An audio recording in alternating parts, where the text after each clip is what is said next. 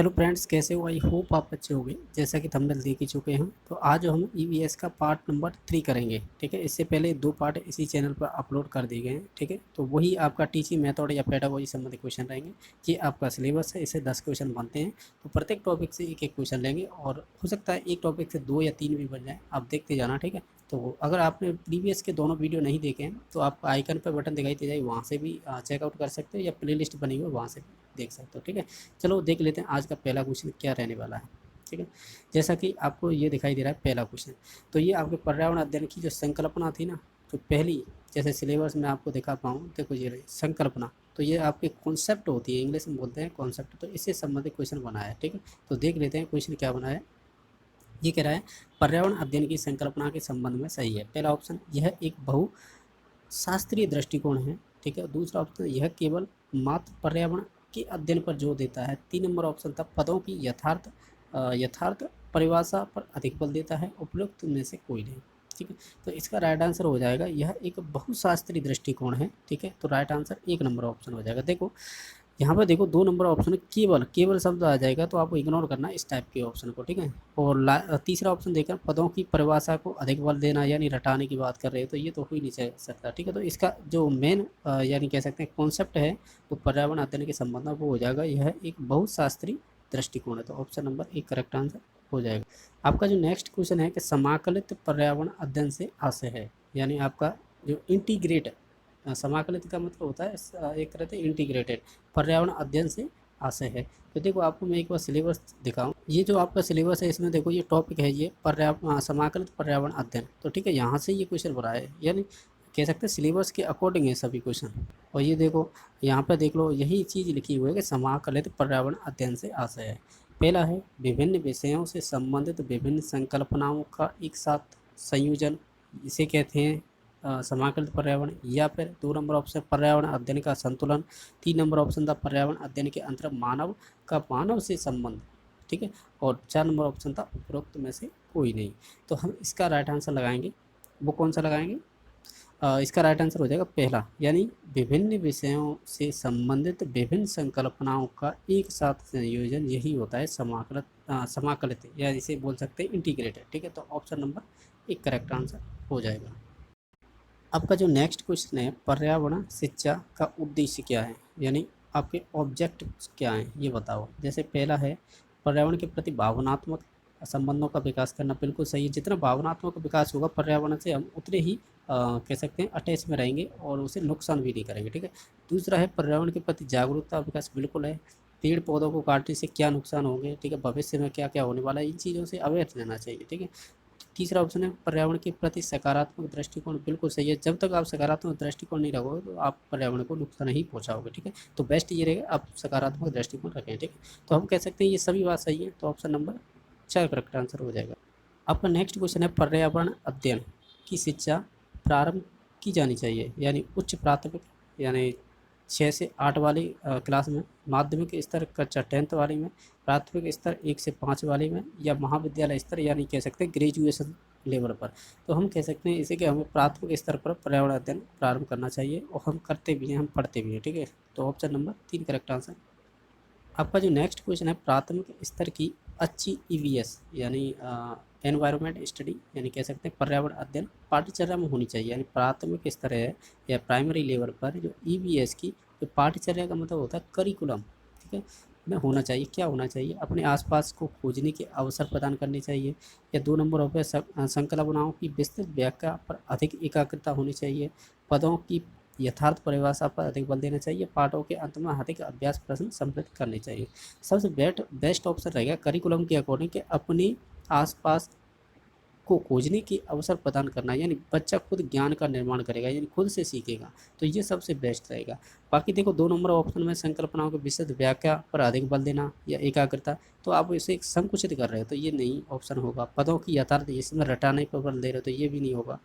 पाठों के अंत में अभ्यास प्रश्न सम्मिलित करना है, तो ये कोई लॉजिक नहीं है करिकुलम के लिए, तो ये तीनों नहीं होंगे। ऑप्शन नंबर 1 ही करेक्ट आंसर हो जाएगा। आपको जैसे दिखाई दे रहा है, आपका नेक्स्ट क्वेश्चन है कि राष्ट्रीय पाठ्यचर्या रूपरेखा 2005, जैसे एनसीईआरटी 2005 कहते हैं, यह सुझाव देती है या देता है कि नागरिक शास्त्र, जो राजनीतिक विज्ञान होते हैं, नागरिक शास्त्र की जगह राजनीतिक विज्ञान शब्दावली का प्रयोग किया जाए क्योंकि। अब देखो ऑप्शन देखो, पहला क्या दे रखा है कि यह राजनीतिक विज्ञान एक अध्ययन क्षेत्र के रूप में वैश्विक रूप स्वीकृत है। दूसरा ऑप्शन, राजनीतिक विज्ञान राजनीतिक प्रशिक्षण उपलब्ध कराएगा। तीसरा ऑप्शन था नागरिक शास्त्र शब्दावली यानी एरा में बनाई गई जो आज्ञाकारिता तथा ईमानदारी के साथ जुड़ी हुई है। ठीक है, लास्ट ऑप्शन है आपका कि राजनीतिक विज्ञान शिक्षा के उच्च स्तर पर पढ़ाया जाता है, अतः विद्यालयों को इसके लिए आधार भूमि तैयार करनी चाहिए। तो ये देखो, आप एक ध्यान दो, इस क्वेश्चन में पूछा गया है कि अगर नागरिक शास्त्र की जगह अगर राजनीतिक विज्ञान शब्दावली का प्रयोग करें तो इससे होगा क्या। इससे ये होगा, जो राजनीतिक विज्ञान है वो एक अध्ययन क्षेत्र जो अध्ययन क्षेत्र के रूप में वैश्विक स्वीकृत है रूप है, यानी कह सकते हैं ये विश्व स्तर पर है राजनीतिक विज्ञान यानी सोशल साइंस। तो ये कहना सबसे बेस्ट रहेगा, तो इसका राइट आंसर 1 नंबर ही हो जाएगा। आपका नेक्स्ट क्वेश्चन है कि निम्नलिखित में से कौन सा पर्यावरण अध्ययन का घटक नहीं है। ठीक है, पर्यावरण अध्ययन का घटक नहीं है, जैसे मानव हुआ, वायुमंडल हुआ, जलमंडल, सौरमंडल, तो ये घटक पूछा है तो वो मानव नहीं होगा। ठीक है, क्योंकि पर्यावरण अध्ययन का ये घटक नहीं है मानव। ठीक है, तो option number A correct answer हो जाएगा। आपका जो नेक्स्ट क्वेश्चन है, राष्ट्रीय स्तर पर विद्यालय शिक्षा के पाठ्यक्रम को तैयार करता है, कौन करता है, यानी आप ये कह सकते हो जो आपका सिलेबस है और उसे और करिकुलम को कौन कहने का मतलब बनाता है या तैयार करता है। तो जैसे कि ऑप्शन दे रखे थे, इसमें पहला है NCERT, दूसरा है NCTE, ठीक है, तीसरा है न्यूपा NUPA न्यूपा, और मानव संसाधन विकास मंत्रालय। तो इसमें से बताना है कौन सा होगा, तो वो आपका NCERT होगा। ठीक है, ध्यान रखना, यही है जो हमारे पाठ्यक्रम को बनाता है। तो option number A correct answer हो जाएगा। आपका जो नेक्स्ट क्वेश्चन है कि बाल केंद्रित शिक्षा शास्त्र क्या है, यानी चाइल्ड सेंटर पेडागोजी क्या है, इसका आप बताना है क्या मतलब होता है। पहला ऑप्शन, बच्चों के अनुभवों के उनके विचारों और उनकी सक्रिय सहभागिता को प्राथमिकता देना। दूसरा ऑप्शन था व्यक्तिगत ध्यान को सुनिश्चित करने के लिए छोटे शिशु देखभाल केंद्रों पर बच्चों को पढ़ाना। तीसरा ऑप्शन है बच्चे की इच्छा अनुसार शिक्षण देना, और आपका लास्ट ऑप्शन है ही नहीं, तो चलो लास्ट ऑप्शन को छोड़ देते हैं। इन तीनों में से ही बताना है आपको कौन सा राइट आंसर होगा। ठीक है, तो इसमें से राइट आंसर तीनों में से होगा बच्चों के अनुभवों, उनके विचारों और उनकी सक्रिय सहभागिता को प्राथमिकता देना, ये सबसे बेस्ट ऑप्शन रहेगा किसका, बाल केंद्रित शिक्षा शास्त्र का। ठीक है, आपका जो नेक्स्ट क्वेश्चन है देखिए, ये आपका MP टेट में पूछा हुआ 2019 में, कक्षा में प्रश्न पूछना, साहित्यिक कार्यक्रम कराना, पाठों का अभ्यास कराना, मौखिक लिखित कार्य कराना आदि किस सिद्धांत के अंतर्गत आएंगे। जैसे क्रियाशीलता का सिद्धांत, अनुकरण का सिद्धांत, अभिप्रेरणा एवं रुचि का सिद्धांत है ये। ठीक है, और लास्ट है आपका अनुबंधन का सिद्धांत जो पावलर से संबंधित है। तो ये सभी बताने हैं आपको, ये सभी चीज़ करवानी है, जैसे कि प्रश्न पूछना, साहित्यिक कार्यक्रम करवाना, पाठों का अभ्यास करवाना, मौखिक लिखित कार्य करवाना, तो ये सभी क्रियाशीलता से संबंधित हो जाएंगे, यानी option number first right answer हो जाएगा। ठीक, आपका जो नेक्स्ट क्वेश्चन है किस शिक्षण सूत्र के अनुसरण से बालक में रुचि जागृत होती है, यानी रुचि का मतलब होता है उसे इंटरेस्ट आता है कि मुझे अब पढ़ना चाहिए और खुद से भी पढ़ने लगेगा, तो वो होगा पूर्ण से अंश की ओर, यानी कोई स्थूल से चीज़ आप कह सकते हैं स्थूल से सूक्ष्म की ओर ले जा रहे हैं, पूर्ण से अंश की ओर, मूर्त से अमूर्त की ओर, विशिष्ट से सामान्य की ओर, या आगमन से निगमन की ओर। तो देखो इसमें राइट आंसर होगा ना, वो हो जाएगा 4 नंबर ऑप्शन, आगमन से निगमन की ओर ले जाएंगे तो ये रुचि जागृत होती है। ठीक है, तो ऑप्शन नंबर 4 करेक्ट आंसर हो जाएगा। आपका जो नेक्स्ट क्वेश्चन है ये कह रहा है कि सामाजिक विज्ञान की शिक्षण पद्धति, यानी शिक्षण पद्धति मतलब टीचिंग मेथड्स और संसाधनों के बारे में राष्ट्रीय पाठ्यचर्या की रूपरेखा 2005 के अनुसार सामाजिक विज्ञान के शिक्षण के लिए निम्नलिखित में से किसको अपनाना चाहिए। यानी आपको ये बताना है जो आपके सोशल साइंस है उसकी जो टीचिंग मेथड है और आपके जो NCF 5 के अनुसार तो निम्न में से आप क्या अपनाओगे सोशल साइंस के लिए। ठीक है, तो ऑप्शन नंबर पहला है ऐसी रणनीति जो विद्यार्थियों को लंबे समय तक तथ्य याद रखने में सहायता करती हो, तो ये बात तो सही भी हो सकती है। नेक्स्ट देख लेते हैं। दूसरा ऑप्शन है कि मानसिक मानचित्र जो सूचना को तुरंत याद करने की क्षमता को बढ़ाते हों। तीसरा ऑप्शन है कि ऐसे तरीके जो रचनात्मक और आलोचना परिप्रेक्ष्य को बढ़ाते हों। और 4 नंबर ऑप्शन ऐसा उपागम जिसमें बुद्धिमत्ता को बढ़ाने के लिए अधिक शिक्षण सहायक शामिल हो। देखा जाए तो NCF ये कहता है जो सोशल साइंस है कि ऐसे तरीके और अपनाओ जो रचनात्मक और आलोचनात्मक परिप्रेक्ष्य को बढ़ाते हुए। ठीक है, तो ऑप्शन नंबर 3 करेक्ट आंसर हो जाएगा। आपका नेक्स्ट क्वेश्चन है, ये कह रहा है कि किसी सामाजिक विज्ञान की कक्षा में ढांचा का मुख्य लक्ष्य होता है, यानी ढांचा का मुख्य लक्ष्य क्या होगा वो बताना है। योगज, पहला ऑप्शन है योगज निर्धारण के वांछित परिणाम को मजबूत करना, स्वतंत्र सोच निर्मित होने तक विद्यार्थी की सहायता करना, आत्म संयम के कौशल में सुधार को सुनिश्चित करना, विद्यार्थियों को विचारों पर सोचने योग्य बनाना। तो ये ढांचे से संबंधित पूछा है, तो इसका राइट आंसर होगा कि जो बच्चे हैं ना वो स्वतंत्र सोच निर्मित होने तक विद्यार्थियों की सहायता करना। तो ऑप्शन नंबर 2 करेक्ट आंसर हो जाएगा। आपका जो नेक्स्ट क्वेश्चन है, प्राथमिक स्तर पर पर्यावरण अध्ययन के लिए कौन सी विधि प्रभावशाली रहेगी, ठीक है, इफेक्टिव रहेगी वो बताना। योजना विधि, कहानी विधि, व्याख्यान विधि या वाद विवाद। तो हम जानते हैं जो प्राथमिक स्तर पर सबसे प्रभावशाली विधि रहेगी वो रहेगी कहानी विधि। ठीक है, तो ऑप्शन नंबर 2 करेक्ट आंसर। आपका नेक्स्ट क्वेश्चन है जो है कि पर्यावरण अध्ययन में क्षेत्र भ्रमण का मुख्य उद्देश्य होता है पिकनिक मनाना, मनोरंजन करना, प्रत्यक्ष अनुभव करना या सरकारी योजना का निर्वाह करना। तो ऑप्शन नंबर 3 करेक्ट आंसर हो जाएगा, प्रत्यक्ष अनुभव करना। यही मुख्य उद्देश्य होता है पर्यावरण अध्ययन का, यानी भ्रमण से संबंधित।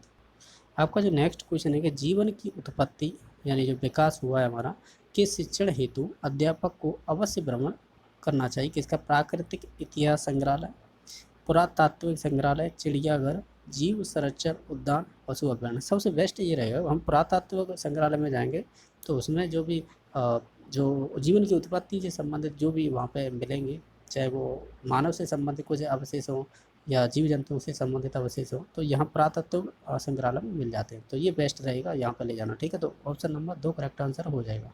आपका जो नेक्स्ट क्वेश्चन है, भारत में समृद्ध वनस्पति जात और प्राणी जात, यानी वनस्पति को आप क्या कहते हैं, फ्लोरा, और आपकी प्राणी को कहते हैं फौना। ठीक है, ध्यान रखना ये टर्म यूज की जाती है बॉटनी के अंदर, साइंस में। ठीक है, ये कह रहा है कि भारत में समृद्ध वनस्पति जात और प्राणी जात फ्लोरा और फौना के बारे में पढ़ाने के बाद विद्यालय द्वारा प्राथमिक कक्षाओं कि विद्यार्थियों को रणथंभौर राष्ट्रीय उद्यान ले जाया जाता है। यह फिल इन द ब्लैंक्स में विद्यार्थियों की सहायता करेगा, जैसे कच्ची अधिगम को वास्तविक जीवन स्थितियों के साथ जोड़ने का। तो आपको और कोई ऑप्शन पढ़ने की जरूरत नहीं, यही हो जाएगा, यानी वास्तविक स्थितियों के साथ जोड़ने का। तो ऑप्शन नंबर 1 करेक्ट आंसर हो जाएगा। आपका जो नेक्स्ट क्वेश्चन है, न केवल निर्माणात्मक जैसे फॉर्मेटिव बोलते हैं, बल्कि योगात्मक जैसे सुमेलेटिव बोलते हैं, आकलन भी निम्न के माध्यम से संचालित किया जा सकता है। यानी न केवल निर्माणात्मक बल्कि योगात्मक आकलन भी निम्न के माध्यम से संचालित किया जा सकता है। तो वो क्या होगा, गृहकार, प्रश्न पत्र, प्रश्न और उत्तर सत्र या परियोजनाओं। ठीक है, और आपका लास्ट ऑप्शन रहेगा शिक्षकों का स्वमूल्यांकन। सबसे बेस्ट ऑप्शन रहेगा परियोजनाओं। तो ऑप्शन नंबर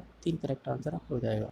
आपका जो नेक्स्ट क्वेश्चन है, परियोजना विधि का प्रतिपादक कौन है, यानी जो प्रोजेक्ट मेथड है ना उसका कह सकते हैं उसका प्रतिपादक कौन है, प्रोफाउंडर बोलते हैं प्रतिपादक को। ठीक है, तो देखो इसका हो जाएगा, ये तो फ्रॉवेल होंगे नहीं, WLN भी नहीं होंगे, जॉन डी भी नहीं होंगे, और WH किलपेटर। तो ये राइट आंसर हो जाएगा। तो ऑप्शन नंबर 4 करेक्ट आंसर हो जाएगा। ये बहुत बार क्वेश्चन करा दिया है मैंने।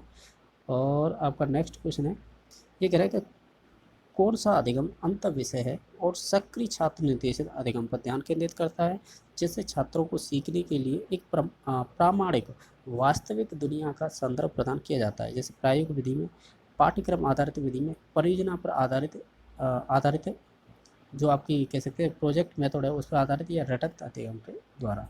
तो सबसे बेस्ट ऑप्शन रहेगा वो रहेगा आपका परियोजना पर आधारित, यानी जो आपकी प्रोजेक्ट मेथड है उसमें बच्चा खुद करके सीखता है। यानी किसी भी चीज़ पर टॉपिक पर अगर वो कोई भी परियोजना प्रोजेक्ट बनाता है तो वो खुद करके सीखता है उसमें। तो ऑप्शन नंबर 3 करेक्ट आंसर हो जाएगा।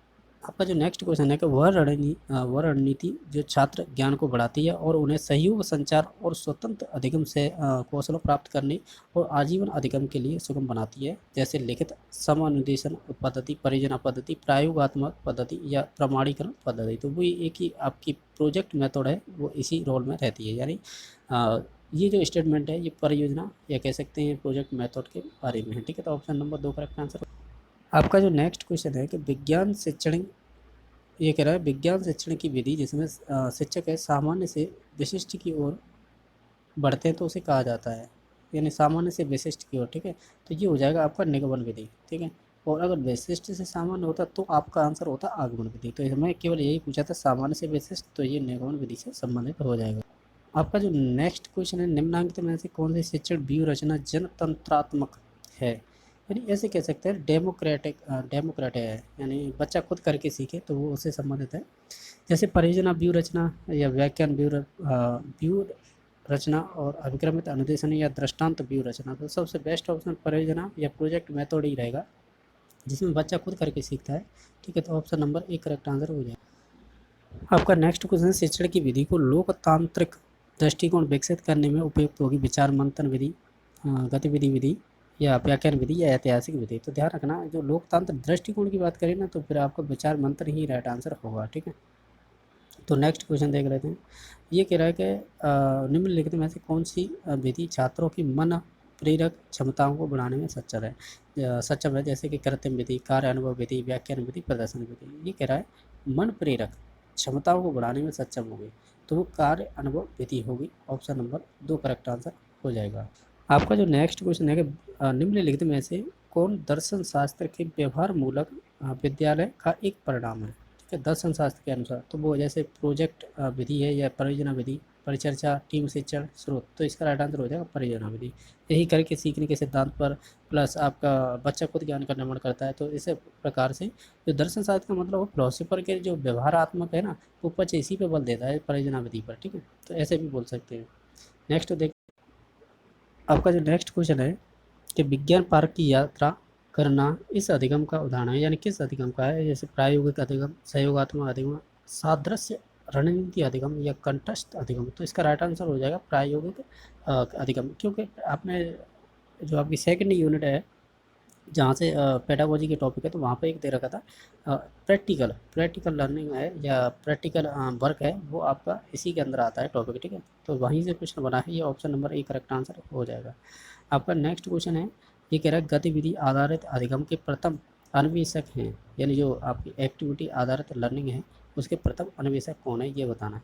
तो जैसे John Dewey, David Hausberg, Robert Stalin या एडम्स वेस्ले। तो देखो आप इसे फैक्ट के तौर पे याद रख सकते हो, ये डेविड हॉसबर्ग होगा। ठीक है, तो ऑप्शन नंबर 2 करेक्ट आंसर हो जाएगा। आपका जो नेक्स्ट क्वेश्चन है, 2 या अधिक लोग एक साथ कुछ सीखते हैं या सीखने का प्रयास करते हैं तो इसे निम्न कहा जाता है, अवलोकन द्वारा अधिगम, क्रिया मूलक अधिगम, सामूहिक अधिगम, दलीय शिक्षण। तो ये क्वेश्चन इंपॉर्टेंट भी है, ध्यान रखना। तो इसका राइट आंसर हो जाएगा सामूहिक अधिगम का होगा इसे, क्योंकि 2 या अधिक लोग एक साथ साथ कुछ भी सीखते हो, इससे कोई नहीं मतलब होता है, या सीखने का प्रयास करते हो, तो ये सामूहिक अधिगम में आएगा, यानी ऑप्शन नंबर 3 करेक्ट आंसर हो जाएगा। आपका नेक्स्ट क्वेश्चन है कि निम्नलिखित में से कौन सी अधिगम विधि सामाजिक विज्ञान सीखने में सबसे प्रभावी रहेगी, यानी आपकी सोशल साइंस सीखने में सबसे प्रभावी रहेगा, जैसे पठन द्वारा अधिगम, कंठस्थ स्मरण द्वारा अधिगम, या क्रिया मूलक अधिगम, या श्रवण द्वारा अधिगम। तो हम इसमें कहेंगे बेस्ट ऑप्शन रहेगा क्रिया मूलक अधिगम द्वारा। ठीक है, तो option number C correct answer या 3 नंबर करेक्ट आंसर हो जाएगा। आपका जो नेक्स्ट क्वेश्चन रहेगा, समूह क्रियाकलाप सामूहिक शिक्षण में मुख्य अभ्यास है जिनका उद्देश्य निम्न है।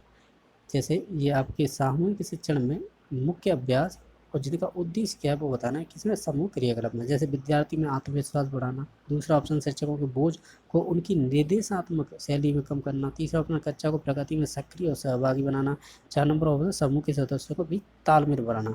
सबसे बेस्ट या मुख्य उद्देश्य रहेगा समूह के जो भी सदस्य हैं उनके बीच में तालमेल बनाना। ऑप्शन नंबर 4 करेक्ट आंसर हो जाएगा। आपका जो नेक्स्ट क्वेश्चन है, राष्ट्रीय पाठ्यचर्या रूपरेखा 2005, जिसे NCF 2005 बोलते हैं, तो राष्ट्रीय पाठ्यचर्या 2005 में प्रयोगात्मक कार्य, जिसे प्रैक्टिकल वर्क बोलते हैं, के संबंध में कहा गया है स्कूली जीवन को बाहर के जीवन से जोड़ना, तो ये बात तो सही है। व्यवहारिक अनुभव छात्रों को प्रभाव प्रदान करना, ये भी बात सही है। बालकों को स्वयं करके सीखना, ये भी सही, तो यानी ऑप्शन नंबर 4 करेक्ट आंसर हो जाएगा। नेक्स्ट है प्रायोगिक कार्य का लाभ क्या है, यानी जो प्रैक्टिकल वर्क करते हो, ये आपके यूनिट सेकंड से पूछ रहे हैं, यानी आपके जो पेडागोजी संबंधी या शिक्षण विधियों की यूनिट सेकंड थी ना, वहाँ से ये क्वेश्चन बन रहे हैं मोस्टली। जैसे अर्जित ज्ञान स्थायी होता है, यानी जो आपका प्रायोगिक कार्य का लाभ क्या है, ये अर्जित ज्ञान स्थायी होता है, बिल्कुल सही है। तार्क व निरीक्षण शक्ति का विकास होता है, ये भी सही है। बालक स्वयं करके सीखता है, ये भी बात सही है। तो हम कहेंगे ऑप्शन नंबर 4 करेक्ट आंसर हो जाएगा। आपका जो नेक्स्ट क्वेश्चन है कि निम्न में से किस में निरीक्षण शक्ति का विकास होगा, यानी जो आपका ऑब्जर्वेशन संबंध है, किस शक्ति का विकास किसके द्वारा होगा, गृह कार्य से, प्रायोगिक कार्य से, कहानी विधि से, या उपरोक्त सभी। तो इसका राइट आंसर होगा जो प्रैक्टिकल वर्क होते हैं या प्रायोगिक कार्य होते हैं उनके द्वारा आप जल्दी से कह सकते हो निरीक्षण के द्वारा शक्ति का विकास कर सकते हैं। ठीक है, तो ऑप्शन नंबर आपका जो नेक्स्ट क्वेश्चन है कि निम्नलिखित में से कौन सा नियमों और विनियमों, ठीक है, और मूल्यों के सामाजिक अधिगम को बढ़ावा देगा। जैसे परियोजना कार्य, समूह चर्चा, किताब पढ़ना और निबंध लिखना। यानी नियमों और उसके विनियमों और मूल्यों को सामाजिक अधिगम को बढ़ावा देता है, ये देगा आपका समूह चर्चा। यानी ऑप्शन नंबर 2 करेक्ट आंसर हो। आपका जो नेक्स्ट क्वेश्चन है कि एक अच्छे परीक्षण की कौन सी विशेषता नहीं है। वैधता होती है, विश्वसनीयता भी होती है, वस्तुनिष्ठता भी होगी, लेकिन पास करना नहीं होगी, यानी उत्तीर्ण करना ये गलत हो जाएगा। तो ऑप्शन नंबर 4 करेक्ट आंसर हो जाएगा। नेक्स्ट क्वेश्चन है कि बाद छात्रों में रटने की प्रवृत्ति रोकने हेतु कैसे प्रश्न पूछने चाहिए। वस्तुनिष्ठ, लघु उत्तरीय, दीर्घ उत्तरीय, निबंधात्मक। तो सबसे बेस्ट ऑप्शन रहेगा उन्हें MCQ यानी जो ऑब्जेक्ट होते हैं या वस्तुनिष्ठ परीक्षा होती है वो लेनी चाहिए। ठीक है, तो ऑप्शन नंबर 1 करेक्ट आंसर हो जाएगा।